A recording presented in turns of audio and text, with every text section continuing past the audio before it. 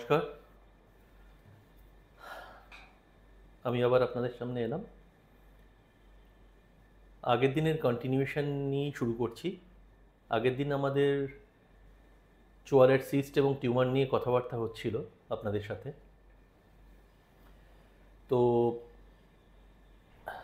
জ cyst and টিউমারগুলো একটা benign প্রজাতির হয়, একটা ক্যান্সারাস হয়। তো বেনাইন প্রজাতির যে ওপরের চোয়াল এবং নিচের চোয়ালের সিস্ট এবং টিউমারগুলি থাকে, আমি আপনাদের সামনে একটু সামারাইজ করে নিচ্ছি আমাদের আগের দিনের আলোচনাটি। Benign jaw cysts and tumors, most of them are of dental origin. নিচের চোয়ালে আক্কেল দাঁত থেকে এবং ওপরের চোয়ালে ক্যানাইন দাঁত থেকে। তার মধ্যে বিভিন্ন ধরনের ডেন্টাল অরিজিন সিস্ট পড়ে এবং টিউমার পড়ে, যেগুলো ধীরে ধীরে ওপরের এবং নিচের চোয়ালের হাড়কে এক্সপ্যান্ড করতে করতে ক্ষয় করে ফেলে এবং ইনসিডেন্টাল ফাইন্ডিংয়ে সেগুলো অনেক সময় এক্সরেতে ধরা পড়ে বা সিটি স্ক্যানে ধরা পড়ে। সেই অনুযায়ী আমরা ওখান থেকে বায়োপসি নিয়ে আমাদের as a maxillofacial surgeon mainly আমরা চোয়ালের হাড়কে প্রিজার্ভ করে সিস্ট বা টিউমারটিকে বের করে আনার চেষ্টা করি।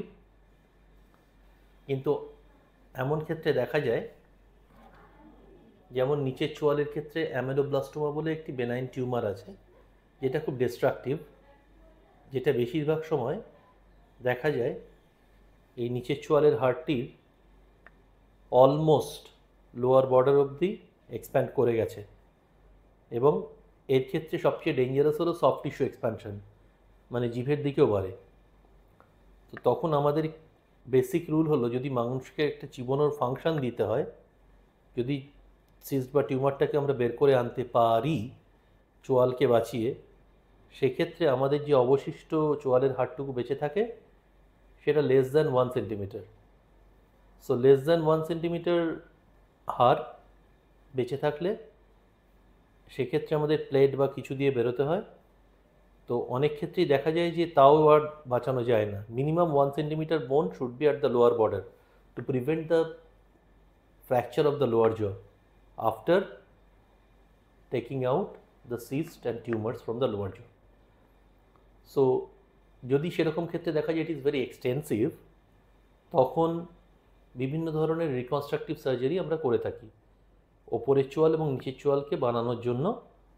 সিস্ট এবং টিউমার ওপরের চোয়ালের এই অংশ থেকে এবং নিচের চোয়ালের থেকে বের করার পর সেক্ষেত্রে আমরা ফ্রি রিব গ্রাফট ইউজ করতে পারি বা ফ্রি বোন গ্রাফট বা reconstruction plate. The most advanced one is to use the free flap. Free flap reconstruction with anastomosis, তাতে লিভিং বোন উইথ দেয়ার ব্লাড সাপ্লাই, আমরা পায়ের থেকে ফিবুলা বোন বলে, সেটা দিয়ে আমরা নিচের চোয়ালকে এবং ওপরের চোয়ালের ক্ষেত্রে আইদার ফিবুলার পার্ট বা সফট টিস্যু রিকনস্ট্রাকশন, থাইয়ের থেকে ফ্ল্যাপ নিয়ে, that is also free flap reconstruction, আমরা যাতে মানুষটি সিস্ট বা টিউমার বের করে দেওয়ার পর তার ফাংশনটা আমরা এস্টাবলিশ করতে পারি along with form of the face.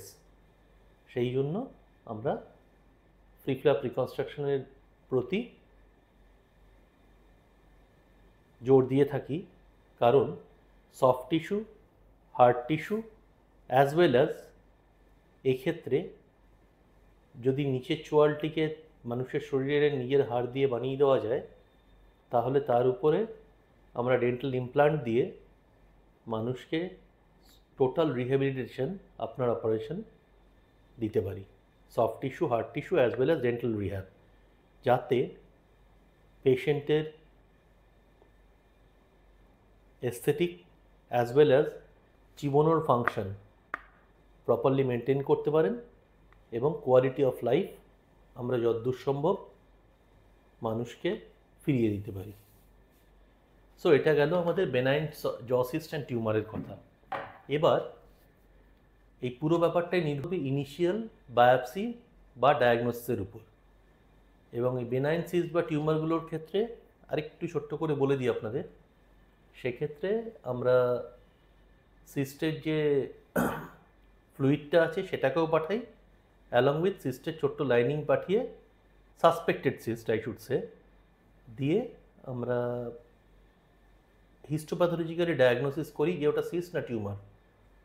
কারণ জ সিস্ট অ্যান্ড টিউমারের একমাত্র diagnosis is pathological diagnosis. Clinical and radiological diagnosis are not confirmatory for jaw cyst and tumors. সুতরাং যতক্ষণ ওখান থেকে ইনিশিয়ালি দেখে ক্লিনিক্যাল এক্সামিনেশান করে আমরা ম্যাক্সিলোফেশিয়াল সার্জনরা সেখান থেকে রস নিয়ে এবং সিস্টের বা টিউমারের যেটাই আমরা সাসপেক্ট করছি এক্স রে বা সিটি স্ক্যান অনুযায়ী তার ছোট্ট একটু লাইনিং নিয়ে আমরা প্রপার প্যাথোলজিস্টের কাছে পাঠাই। উনি সেই সিস্টিক ফ্লুইড বা tumorous fluid along with cystic lining দেখে যে হিস্টোপ্যাথোলজিক্যাল ডায়াগনোসিস দেন, সেই অনুযায়ী পরবর্তী ট্রিটমেন্ট প্ল্যান আমরা ডিসাইড করি। এর মধ্যে বিভিন্ন ধরনের জ সিস্ট অ্যান্ড টিউমার থাকে এবং সেক্ষেত্রে মোস্ট কমন নিচের চোয়ালের ক্ষেত্রে এবং ওপরের চোয়ালের ক্ষেত্রে অ্যামেলোব্লাস্টোমা বলে একটা টিউমার হয়, এটা বেনাইন নেচার কিন্তু অ্যাগ্রেসিভ লোকালি, আর খুব কমন পাওয়া যায়। আর বিভিন্ন ধরনের তার ক্ষেত্রে কারণ আক্কেল দাঁত থেকে ওয়ান অফ দ্য রিজনস নিচের চোয়ালে, আর ওপরের চোয়ালে ক্যানাইন থেকে এক ধরনের সিস্ট হয় যেটা ডেন্টিয়ারাস সিস্ট বলে, এবং আরেক ধরনের সিস্ট বা টিউমার হয় ওপরের চোয়াল এবং নিচের চোয়ালে, সিস্ট হয় মেইনলি, ওটাকে বিভিন্ন প্যাথোলজিক্যাল ভ্যারিয়েন্ট এগুলো, যে ক্ষেত্রে আপনি ফেসের ডিফর্মিটি অতটা পাবেন না, কিন্তু ইনসিডেন্টালি আমরা এক্স রে বা সিটি স্ক্যান অনুযায়ী দেখতে পাই যে সামনে এবং পেছনে সে বোনকে বাড়ায়নি, সেই ম্যারো স্পেস দিয়ে এক্সপ্যান্ড করেছে ল্যাটারালি, সেক্ষেত্রে পেশেন্টের বাইরে কোনো ডিফর্মিটি থাকবে না। সেগুলো ইনসিডেন্টাল ফাইন্ডিংয়ে আমরা দেখতে পাই এবং অ্যাকর্ডিংলি আমরা ওয়েদার দ্য প্যাথোলজি আমাদেরকে জ স্ট্রাকচারকে প্রিজার্ভ করে টিউমার বা সিস্টকে বের করে আনতে সাহায্য করছে, সেটা অ্যাকর্ডিং টু দ্য প্ল্যান আমরা ডিসাইড করি। অর যদি দেখা যায় যে we have to sacrifice the jaw, the part of jaw along with the cyst and tumours depending on our histopathological report and CT scan, তখন সেক্ষেত্রে আমাদেরকে জ সিস্ট অ্যান্ড টিউমার বাদ দেওয়ার পর তার রিকনস্ট্রাকটিভ সার্জারির জন্য বিভিন্ন ধরনের রিকনস্ট্রাকশন প্লেট থেকে শুরু করে soft tissue flaps, free flaps for hard tissue and soft tissue reconstruction and followed by dental implant.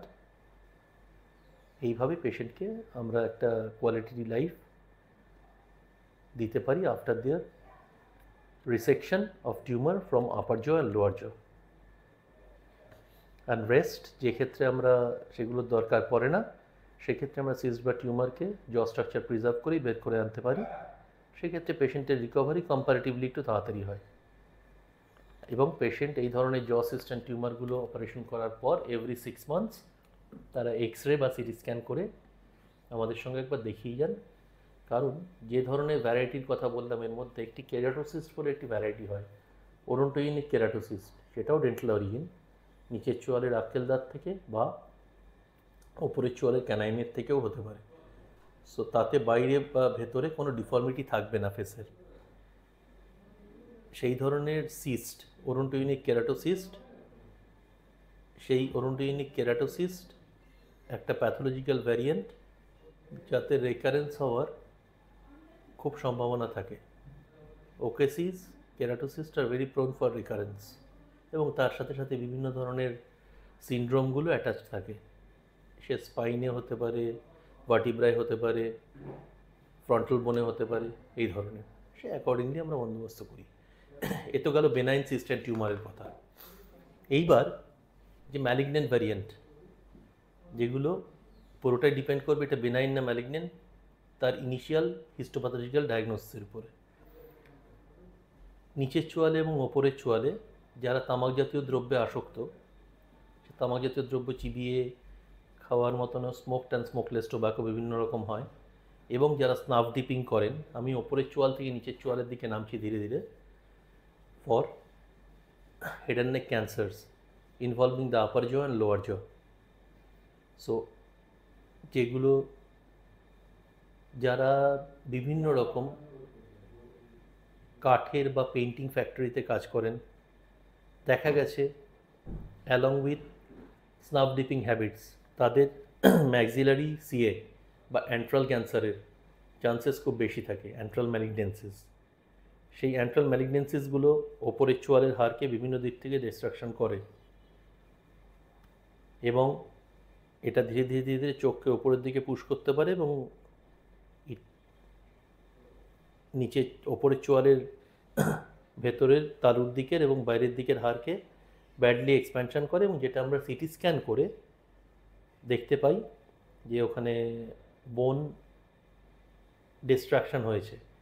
একটা হলো যে বেনাইন সিস্টেম টিউমারগুলো আছে, সেটাতে সিটি স্ক্যান অনুযায়ী চোয়ালের অংশ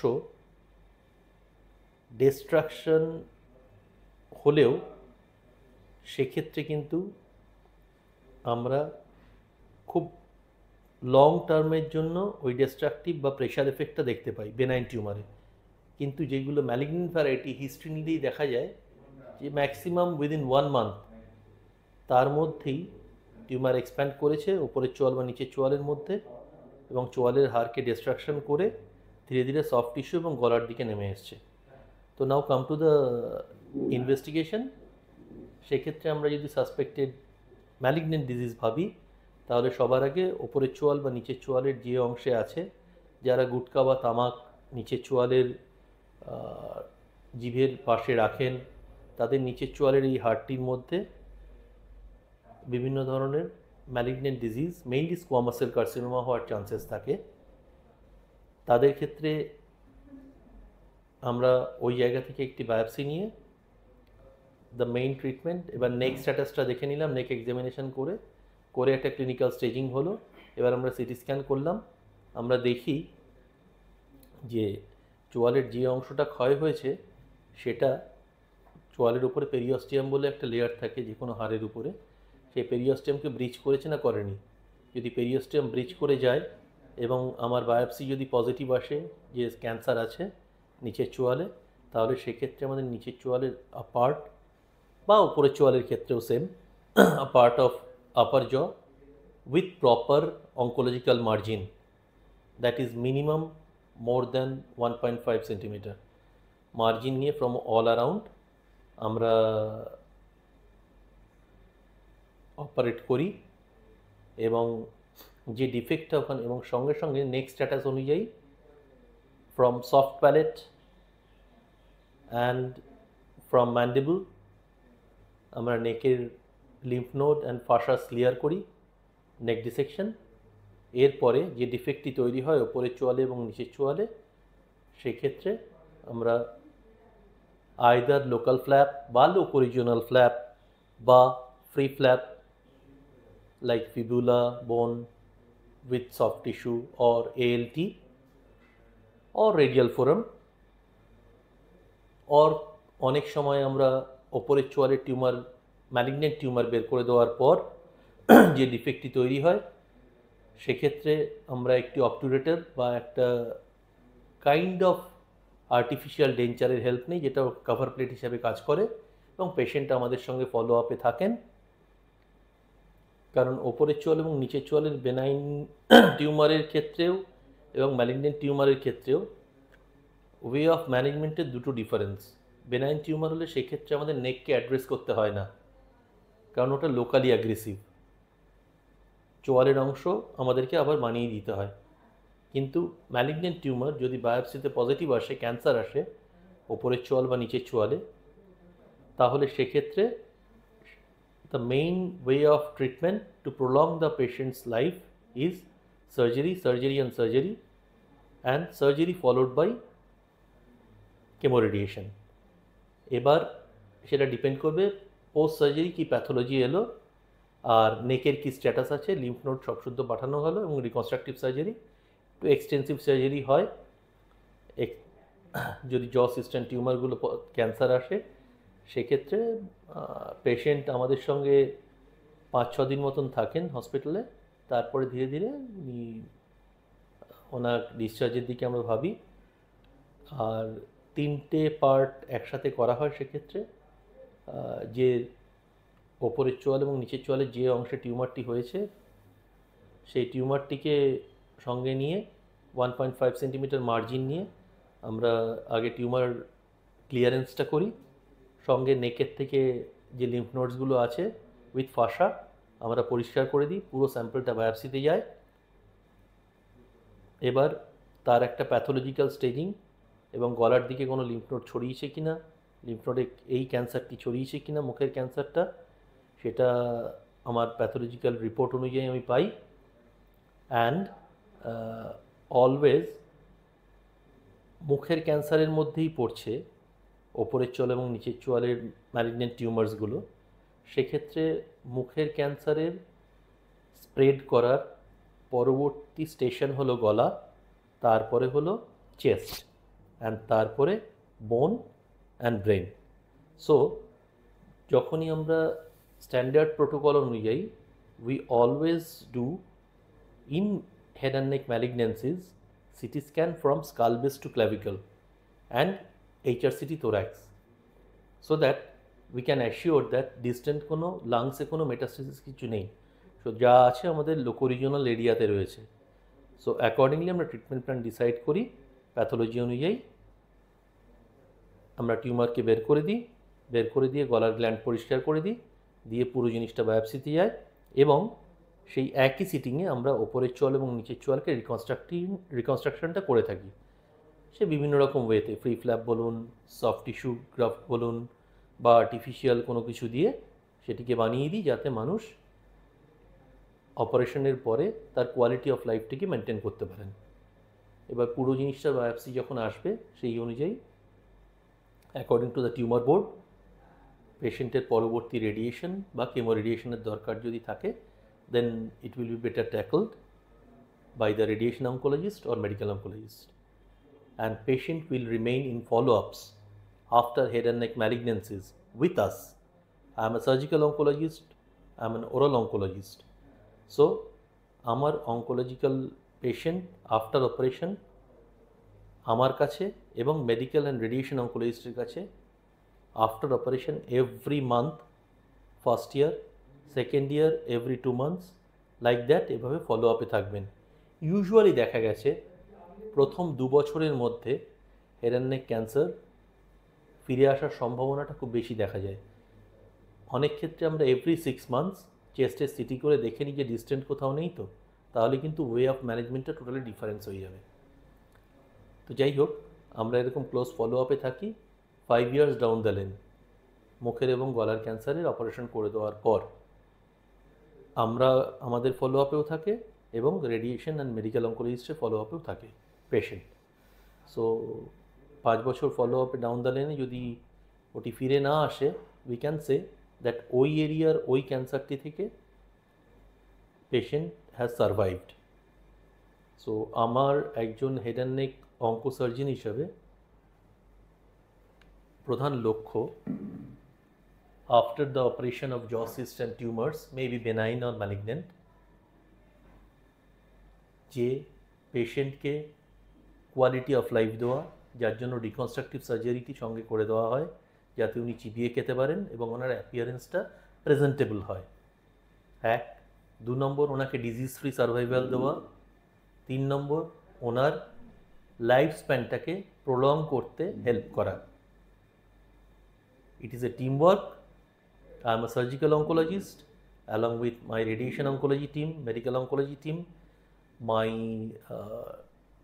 sisters and brothers, and definitely my radiologist and my pathologist. We form a team and my social workers. So এভাবেই আমরা head and neck malignancy or benign জ সিস্টেম টিউমার্সকে প্রপারলি অ্যাড্রেস করতে পারি। এবং আমরা যারা ম্যাক্সিলোফেশিয়াল সার্জন, আমরা এই ধরনের মুখের এবং গলার ম্যালিগনেন্ট অ্যান্ড বেনাইন টিউমার্স নিয়ে ডিল করি। সো আপনাদের মধ্যে কারোর এই ধরনের কোনো সমস্যা হলে আপনারা সত্বর আমাদের সাথে যোগাযোগ করুন। নিচের চোয়ালে কোনো ঘা থাকলে বা ওপরের চোয়ালে কোনো ঘা হলে বা নাক দিয়ে রক্ত পড়ছে বা নাক দিয়ে কন্টিনিউয়াস ডিসচার্জ হচ্ছে বা কানে শুনতে অসুবিধা হচ্ছে বা গলায় হঠাৎ একটি পেইনলেস টিউমার দেখা দিয়েছে, মুখের ভেতরে তালুতে বা মাড়িতে বা গালে কোথাও একটি ঘা দেখা দিয়েছে যেটাতে কোনো ব্যথা নেই, যেটা 2 সপ্তাহের বেশি আছে, আগেও বলেছি, মোর দ্যান 2 উইকস, কোনো নন হিলিং আলসার যদি মুখের ভেতরে কোথাও থাকে এবং গলায় কোনো ব্যথাবিহীন ব্যথাবিহীন টিউমার থাকে, তাহলে অবশ্যই দেরি না করে যত তাড়াতাড়ি সম্ভব আমরা যারা maxillofacial surgeon and oral onco surgeons আছি অবশ্যই যোগাযোগ করুন। আপনাদেরকে সঠিক পথে আপনাদের কোয়ালিটি অফ লাইফকে ইমপ্রুভ করার জন্য we are ready with our team and facilities. Thank you very much. নমস্কার।